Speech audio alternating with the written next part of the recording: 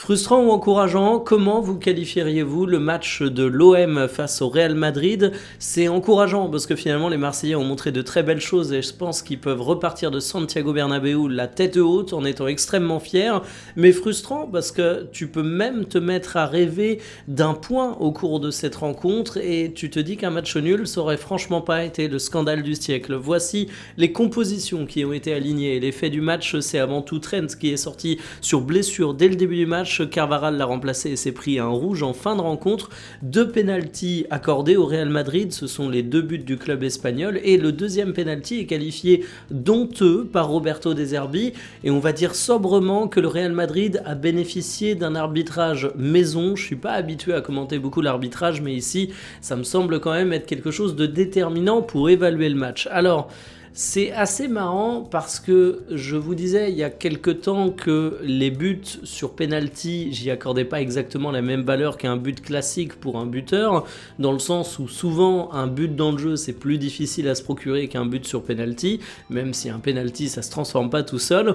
On peut dire que Kylian Mbappé doit être content d'être le tireur désigné du côté du Real Madrid parce que finalement il voit son compteur gonfler de manière magistrale grâce à cet exercice.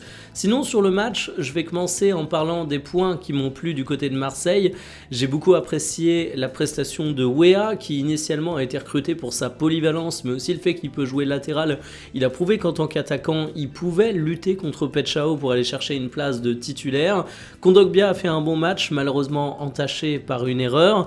La défense a été plutôt efficace, même s'il y a eu des tirs concédés, mais c'est surtout de bonnes surprises par rapport à tes latéraux. Évidemment, Pavard, on sait que c'est un joueur de qualité, mais pour moi, c'est plus un central que latéral à l'Olympique de Marseille, mais ici, il a vraiment bien fait le job, et de l'autre côté, eh bien, on peut dire que Emerson a été tout à fait satisfaisant.